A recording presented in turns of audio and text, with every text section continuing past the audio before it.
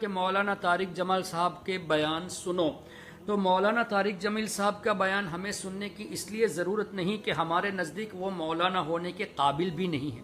مولانا کی پہلی سیڑھی میں بھی وہ نہیں ہے. اس کی وجہ میں آپ کو بتا دوں.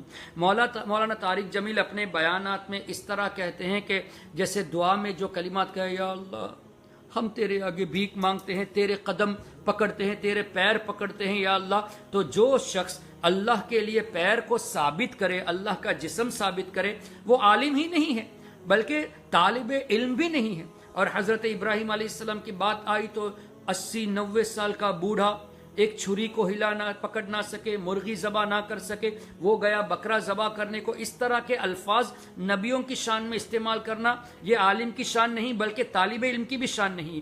اور مولانا طارق جمیل اللہ کے تعلق سے کیسے کیسے مذاقیہ الفاظ، یہاں تک کہ یہ بھی کہہ دیا کہ حضور علیہ الصلوۃ والسلام جب معراج پہ تشریف لے گئے تو جبریل علیہ السلام لینے نہیں آئے، جبکہ حدیثوں میں واضح طور سے ہے کہ حضرت جبریل علیہ السلام تشریف لائے. حضور علیہ الصلوۃ والسلام حضرت جبریل علیہ السلام کے ساتھ گئے اور سدرۃ المنتہا میں جبریل علیہ السلام آگے نہیں بڑھے، حضور علیہ السلام اللہ کی عطا سے اپنی قوت سے خود آگے بڑھے تھے. یعنی جبریل علیہ السلام سے زیادہ بھی طاقت اللہ نے حبیب کریم صلی اللہ علیہ وسلم کو عطا فرمائی. یہ حدیثوں میں موجود ہے. لیکن طارق جمیل نے کیا کہا کہ حضور علیہ السلام کو لینے جبریل علیہ السلام نہیں آئے بلکہ اللہ خود زمین پہ تشریف لایا اور اللہ اپنے ساتھ لے گیا. جب اللہ کا دیدار کیا معراج میں تو حضور علیہ السلام کی بارگاہ میں خود جب اس کے کہنے کے مطابق اللہ ہی زمین پر آ گیا تو اب جانے کی ضرورت ہی کیا تھی؟ دیدار اللہ کا مقصود تھا.